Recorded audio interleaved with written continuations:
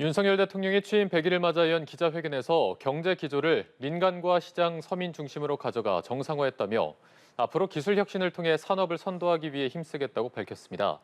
기자회견 속에 담긴 메시지부터 향후 경제정책 방향은 어떠할지 관련 내용을 김광석 한양대학교 겸임교수와 함께 짚어보겠습니다. 안녕하십니까? 안녕하세요. 네.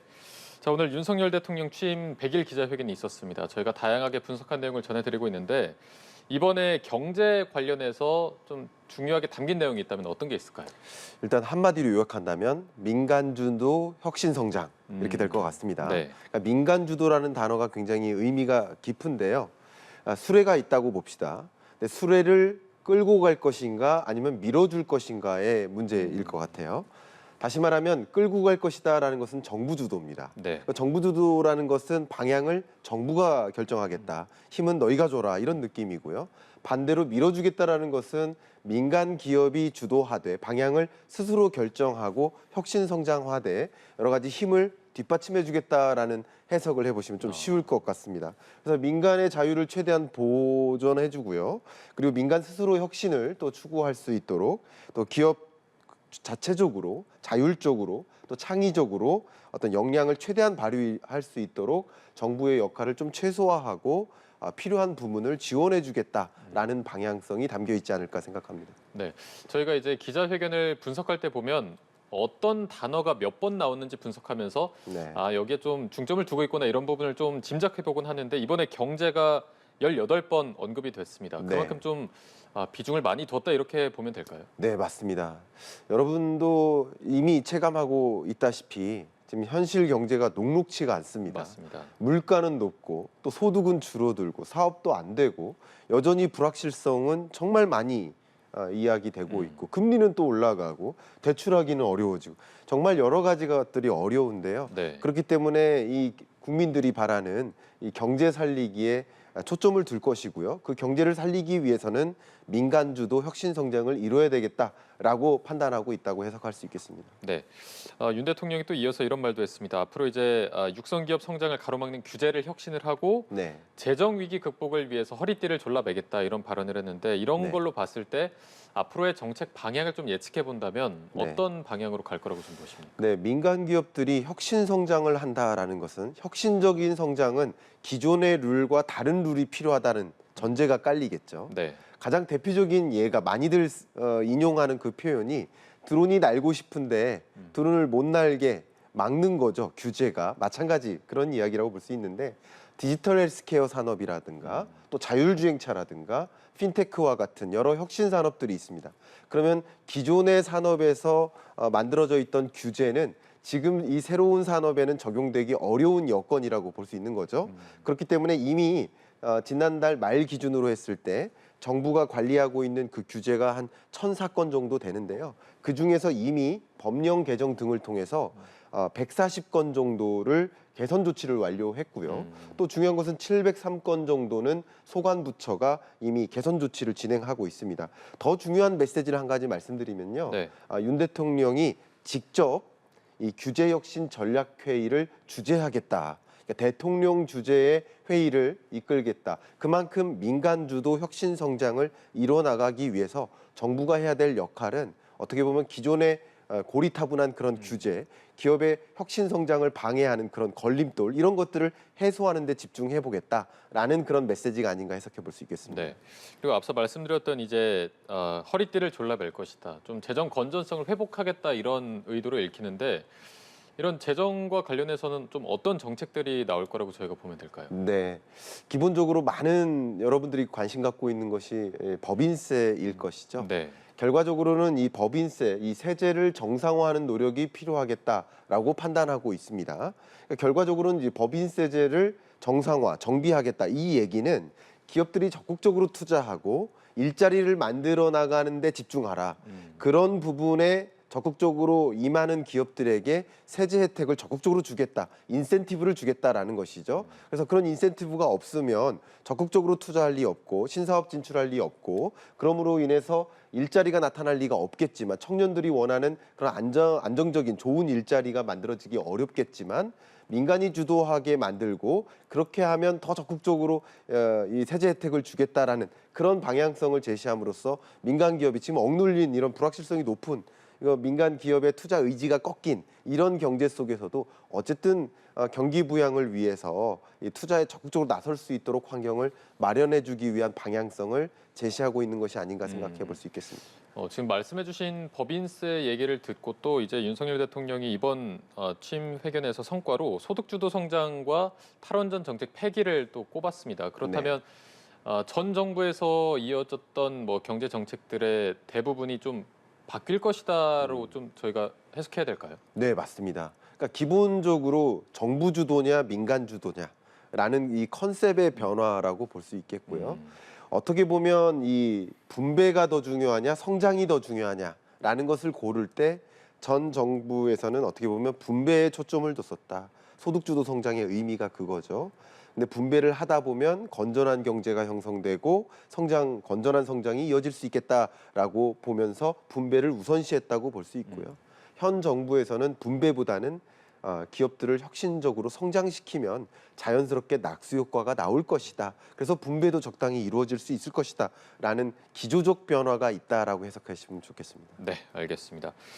지금 뭐 대내외적으로 경제 여건이 너무 좋지 않기 때문에 물가가 계속 오르는 상황에서 정부도 뭐 각종 좀 대책으로 좀 이 물가를 잡으려고 하는데 잘 안 잡히고 있거든요. 지금 시점에서 경제팀이 좀 어떤 부분에 집중해야 된다고 보십니까? 네, 물론 이 수혜, 복구, 또 안전 이 문제가 가장 우선이 되어야 될 것이고요. 그 다음으로 우리가 고려해야 될 것이 바로 경제 문제인데요. 제가 매주 이 자리에 앉아서 계속 똑같은 말씀을 드리는 것 한 가지가 그 물가라는 단어입니다. 그죠? 네. 그만큼 이 물가, 이 고물가, 인플레이션 이게 가장 중요한 현재 경제를 설명해주는 중요한 의미가 있는 그런 주제가 아닌가 생각이 되는데요.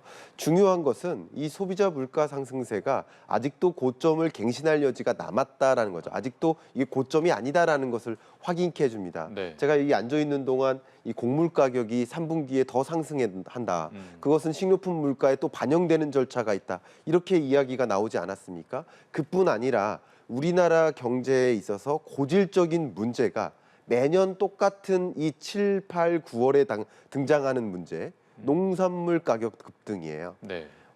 어느 해를 막론하고 이 가뭄 이어지죠, 홍수 이어지죠, 폭염 이어지죠.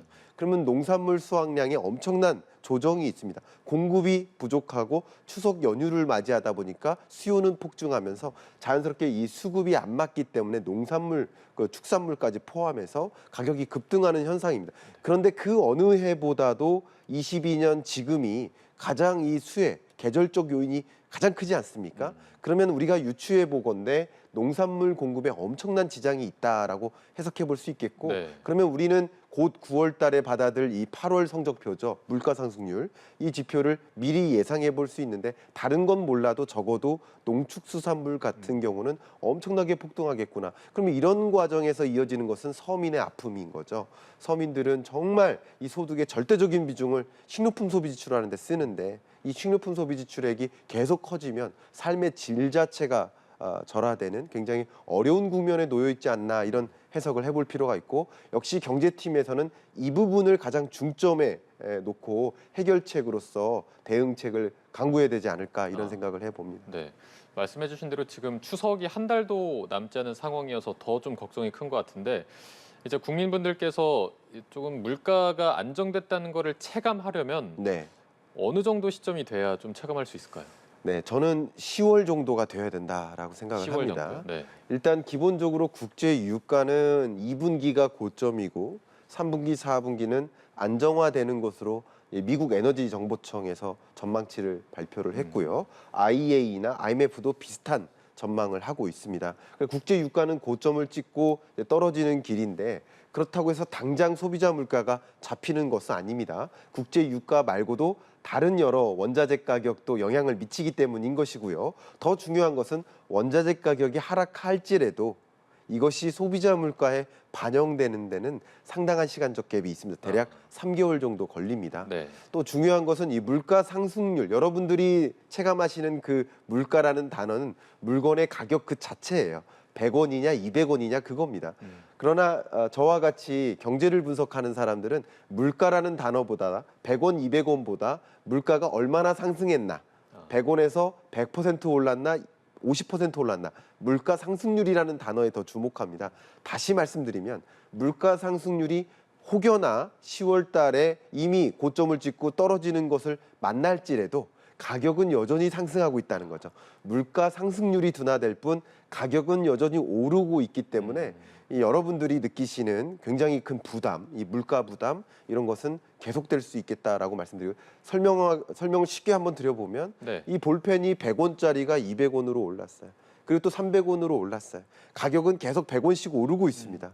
근데 물가 상승률은 100원에서 200원으로 100%, 200원에서 300원으로 50%. 상승률은 둔화되죠. 상승률은 이제 피크를 찍고 둔화됨에도 불구하고 가격은 계속 오르고 있는 모습인 거예요. 그만큼 서민들은 이 물가 상승세에 굉장히 큰 부담이 될 수 있겠다라는 것을 강조해서 설명드리고 싶습니다. 네, 이런 부분을 좀 경제팀에서 좀 조속히 대처해 주셨으면 그렇습니다. 좋겠고요. 저희가 주제를 좀 바꿔서 공정거래위원회가 지난해 공정거래 관련 법을 위반한 사업자에게 부과한 과징금이 1조 원을 넘겼습니다. 네. 또 이제 과징금이 부과된 기업의 94%가 불복을 했고 또 처분을 취소해달라고 소송을 제기했는데 네. 저희가 이 사건을 좀 어떻게 해석해봐야 될까요? 일단 과징금 규모 말씀하셨는데 네, 1조가 넘었습니다. 네. 1조가 넘는 일이 흔치 않습니다. 굉장히 오랜만이고 우리나라 경제 역사상. 그리고 1조 83억을 기록했는데요. 이것은 지난해 대비 2.7배, 약 3배 정도 증가한 겁니다. 엄청나게 증가한 거죠. 네. 근데 이 중에서 행정소송이 제기된 그 과징금액이 전체 과징금액에서 93.9%, 약 94%가량 차지하죠. 다시 말하면 이미 과징금이 징수가 되어야 되는데 그중에 절대적인 비중이 행정소송이 일어났다, 불복하겠다라는 의지를 표명한 것이라고 볼 수 있겠죠. 네. 이게 왜 그런 것인가? 기본적으로 과징금 규모가 커지면 기업 입장에서는 이 공정위 처분에 순응할 것이 아니라 오히려 법정 다툼에 나서서 뭔가 이 법정 다툼에서 이길 필요가 있겠다. 어떻게 보면 과징금을 지불하지 않고 기업의 어떤 영업이익이나 여러 가지 면에서 경제적으로 개선을 시켜봐야겠다라는 의지인데요. 이 과징금은 기본적으로 기업의 직접적인 경제 부담이 됩니다.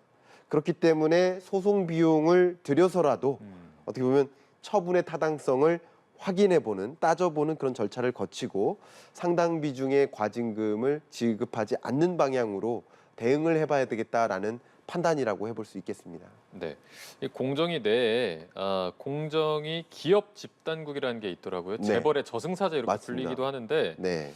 이게 이번 정부에서는 이런 위상을 좀 유지하기 어려울 것이다 이런 전망이 나오고 있는데 왜 이런 전망이 나올까요? 네, 앞서 우리가 말씀 계속 나눴던 것처럼 현 정부의 이 특징, 이 경제 정책의 기본적인 특징이 기업 친화적 정책입니다. 민간 주도라는 단어가 그 의미가 있고요.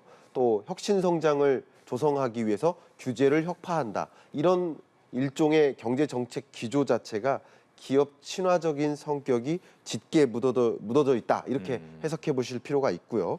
그러면 아무래도 기업 친화적이지 않을 때의 경제와 기업 친화적일 때 그때는 기업 집단국, 이 재벌의 저승사자라고 불리는 이 기업 집단국의 위상은 실추될 수 있겠다라는 기대가 있겠죠. 그렇기 때문에 행정소송을 또 적극적으로 준비하는 것이 아닌가 해석해 볼 수 있겠고요.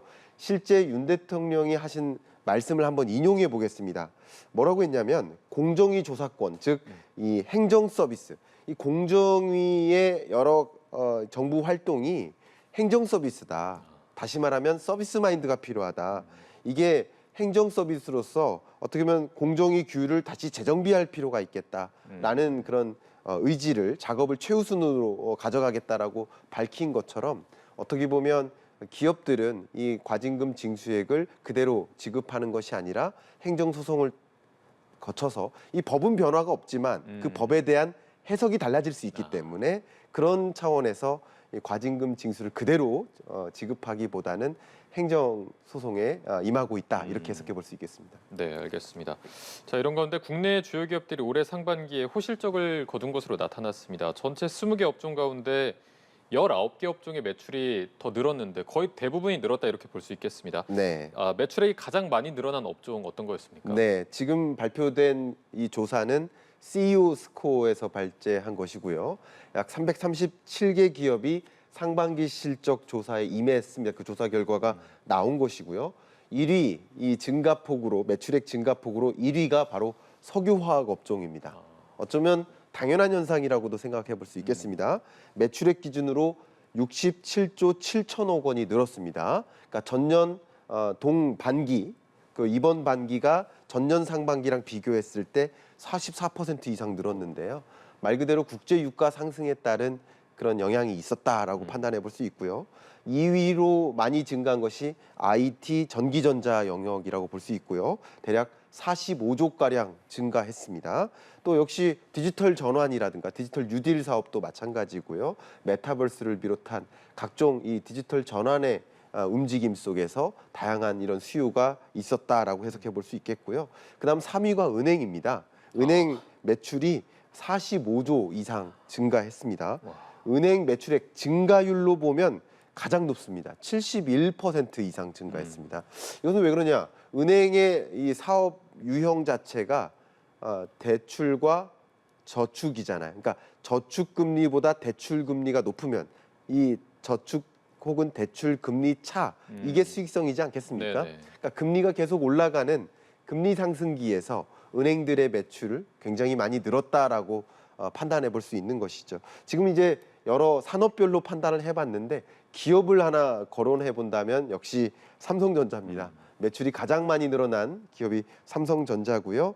매출액 25조 9천억 원 정도 20%가량 늘었습니다. 역시 앞에 말씀드렸던 반도체 수요라든가 이 디지털 전환에 따른 각종 수요가 폭증하면서 매출도 같이 따라왔다. 실적이 아주 좋았다. 이렇게 해석해 볼 수 있겠습니다. 네, 이렇게 국내 주요 기업들의 상반기 실적이 굉장히 좋게 나타났고 이쯤에서 이제 상반기에 많은 분들이 관심을 가지는 게 상반기 연봉 킹은 누구였을까? 이제 뭐 임원들이나 총수들의 연봉도 많이 오른 것으로 나타났습니다. 네, 연봉 킹 누구였습니까? 네, 바로 신동빈 롯데그룹 회장이십니다. 물론 이재용 부회장의 경우에는 무보수 경영 원칙을 지금 유지하고 있기 때문에 네. 여기서는 비교 대상은 안 될 것 같고요. 신동빈 롯데그룹 회장 같은 경우는 20억 이상 늘었습니다. 그래서 상반기 이 보수가 102억 원이 넘습니다. 102억 8,500만 원의 보수를 받았습니다. 2위가 이 구광모 LG그룹 회장님이시고요. 이 회장님이 71억여 원의 보수를 받았습니다. 자, 근데 여기서 왜 이렇게 높냐 이렇게 말씀을 굳이 드린다면 네. 이 구광모 회장의 사례를 가지고 말씀드리면 71억여 원 중에 그 중에 48억 가량이 상여금입니다. 그러니까 상여금이라는 것은 정기적으로 지급되는 급여 이외의 금품이라고 볼 수 있는데 가장 대표적으로 여러분 아시다시피 성과급 혹은 보너스라는 개념이죠. 네. 말 그대로 앞에 말씀드렸던 많은 기업들, 대기업들이 호실적을 보이면서 그것에 따른 상여금의 규모가 컸다 이렇게 해석을 해볼 수 있을 것 같습니다. 그럼 성과금만 45억 원 정도가 네, 되는 건가요? 예, 상여금이 48억 원 정도가 되고요. 전체 이 상반기 보수액이 71억 정도가 되니까요. 절대적인 비중이 상여금이었다라고 해석해 볼 수 있는 거죠. 그것은 이제 기업의 호실적을 반증하는 그런 모습이다 생각해 볼 수 있겠습니다. 알겠습니다. 오늘 말씀 저희가 여기까지 듣겠습니다. 김광석 한양대 겸임교수와 함께했습니다. 오늘 고맙습니다. 네, 감사합니다.